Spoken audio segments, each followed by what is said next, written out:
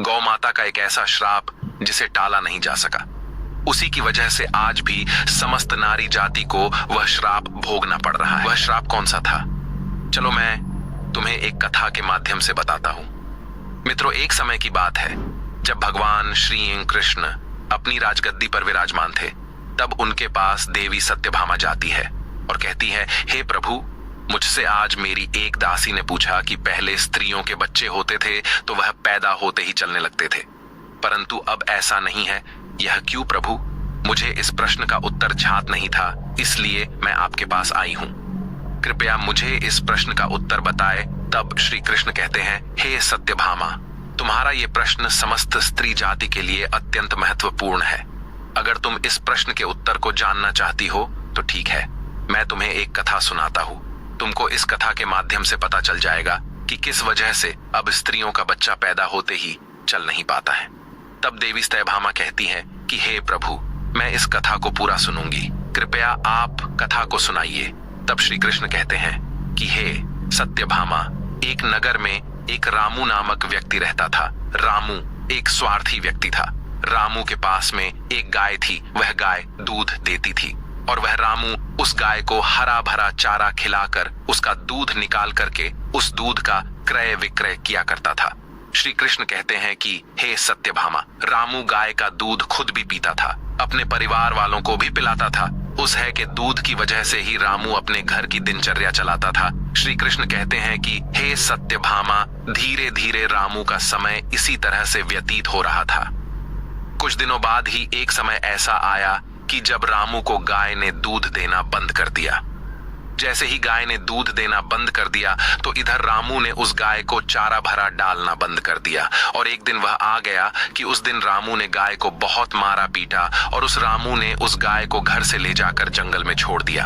अब वह गाय बेचारी अकेली पड़ गई। बेचारी गाय अकेली जंगल में इधर उधर घूमती फिरती है और एक दिन जंगल में बने एक मंदिर के पास में पहुंचती है और भगवान से विनती करते हुए कहती है, हे भगवान, मैं आपसे यह वंदन करती हूँ कि हे प्रभु, आपने हमें गाय की योनि में डालकर कितना गलत काम किया है। श्री कृष्ण कहते हैं कि हे सत्यभामा, वह गाय कहती है, देखिए, जो आपकी 84 लाख योनियों में सर्वश्रेष्ठ योनि मानव की है, वह कितना पाप और कितना दुष्कर्म करता है। वह गाय आगे कहती है, जब तक मैं दूध देती रही तब तक उस व्यक्ति ने मुझे अपने घर पर रखा। जैसे ही मैंने दूध देना बंद कर दिया, उसके बाद में उसने मुझे चारा भी नहीं डाला। इतना ही नहीं, उसने तो मुझे घर से बाहर ही निकाल दिया। अब मैं इधर उधर भटक रही हूँ। अब जंगल में चारा खा खा करके, जंगल में घास खा करके मैं अपने पेट को भरती हूँ, गुजारा करती हूँ। हे भगवान, आपने जो सर्वश्रेष्ठ योनि बनाई है प्रभु, यह तो कितनी स्वार्थी और लालची योनि है। श्री कृष्ण कहते हैं कि हे सत्यभामा, धीरे धीरे समय व्यतीत होता चला गया। गाय बेचारी दर बदर भटकती रही। जब भी कभी वह गाय रामू के द्वार पर आ जाती है तो अब रामू लाठी लेकर के उस गाय को जंगल की तरफ, खेतों की तरफ भगा करके आता है। श्री कृष्ण कहते हैं कि हे सत्यभामा, धीरे धीरे जब वह गाय एक दिन गर्भवती हो जाती है तो अब जैसे ही 3-4 महीने का गर्भ हुआ है तो उसी जंगल से एक स्त्री गुजर रही थी। उस स्त्री ने जैसे ही उस गाय को देखा, उसने मन में सोचा कि यह गाय तो गर्भवती है, मैं एक काम करती हूँ, इस गाय को मैं पाल लेती हूँ। जब इसका बच्चा हो जाएगा तो यही गाय मुझे दूध देने लगेगी।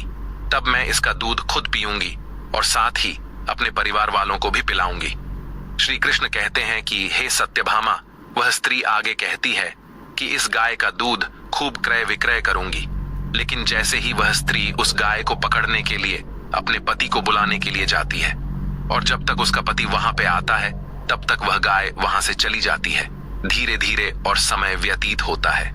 श्री कृष्ण कहते हैं कि हे सत्यभामा, जब उस गाय के प्रसव का समय नजदीक आ गया तब वह एकांत जंगल में सुरक्षित जगह पर जाकर के उस गाय ने एक बछड़े को जन्म दिया। श्री कृष्ण कहते हैं कि हे सत्यभामा, प्रसव के कुछ समय बाद वही स्त्री उसी जंगल में घास काटने के लिए अपने खेतों पर गई हुई थी। जैसे ही उसने दूर से देखा कि एक गाय ने अपना बच्चा दिया हुआ है, तब वह उसके पास गई और उसने ध्यान से उस गाय को देखा तो बोली कि अरे, ये तो वही गाय है, इस गाय ने तो बछड़ा दे दिया। चलो अच्छा हुआ। श्री कृष्ण कहते हैं कि हे सत्यभामा, वह स्त्री सोचती है, अब मैं इस गाय को पकड़ करके अपने घर पर अवश्य ले जाऊंगी। जैसे ही वह स्त्री उस गाय के पास से अपने पति को बुलाने के लिए जाने लगती है, तभी गाय उसी समय उस स्त्री से कहती है, हे बहन, आज तुम हमारे ऊपर एक परोपकार कर दो। ये हमारा जो बच्चा है, ये पीछे पड़ा हुआ है। इसे उठाकर कि तुम मेरी गर्दन के ऊपर रख दो।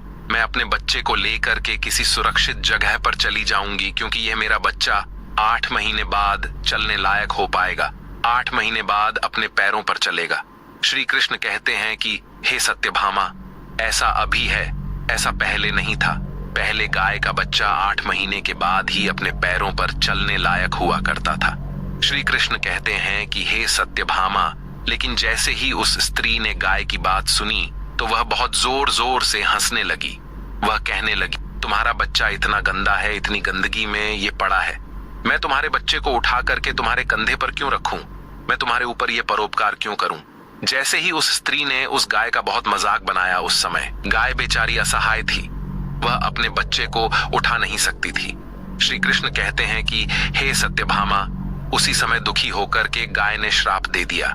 उसने श्राप देते हुए कहा कि जाओ, आज तुम्हारा बच्चा जन्म लेने के बाद तुरंत चलने लगता है, लेकिन आज मैं श्राप देती हूं, तुम्हारा बच्चा जन्म लेने के 8 महीने बाद ही अपने पैरों पे चलने लायक होगा।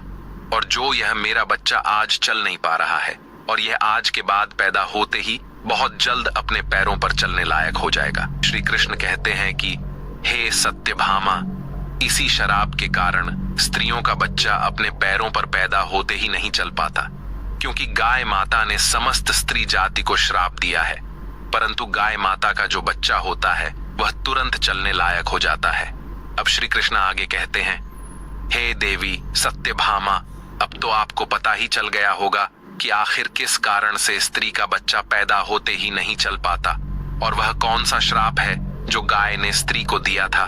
तब देवी सत्यभामा कहते हैं कि हे प्रभु, अब मुझे मेरे प्रश्न का उत्तर मिल गया है। इस प्रश्न का उत्तर बताने के लिए आपका कोटि कोटि धन्यवाद। मित्रों, कहा जाता है कि सतयुग में जिस समय सुखदेव जी पैदा हुए थे, तो सुखदेव पैदा होने के तुरंत बाद ही अपने पैरों पर चलने लगे थे, और वेद व्यास भी जन्म लेने के तुरंत ही बाद अपने पैरों पर चलने लगे थे। ये बात सतयुग की थी, लेकिन कलयुग में ऐसा नहीं है, क्योंकि गाय ने समस्त स्त्री जाति को श्राप दे दिया था। उसी दिन से समस्त स्त्रियों के जो बच्चे पैदा होते ही चलने लग जाते थे, उनकी प्रक्रिया वहीं पर रुक गई।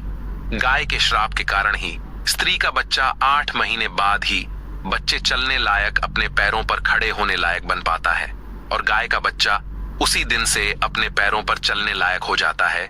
इसीलिए किसी की आत्मा को कष्ट नहीं देना चाहिए, और यही सनातन धर्म का सबसे बड़ा धर्म है। गोस्वामी तुलसीदास ने लिखा है, परहित सरस धर्म नहीं भाई, दूसरे के दुख में दुखी हो जाना, दूसरे के काम आना सबसे बड़ा धर्म माना गया है। तो इसलिए हमें असहाय पशुओं की, पक्षियों की सहायता करनी चाहिए। गाय के श्राप की वजह से ही जितने भी पशु पक्षी हैं, उन सब के बच्चे जन्म लेने के तुरंत बाद चलने लग जाते हैं। लेकिन स्त्रियों के बच्चों पर इसका विपरीत प्रभाव पड़ा कि जन्म के तुरंत बाद स्त्री का बच्चा चलने लायक बन पाया हो। एक स्त्री की गलती से आज समस्त मानव जाति की महिलाओं को उस श्राप का खामियाजा आज भी भुगतना पड़ रहा है।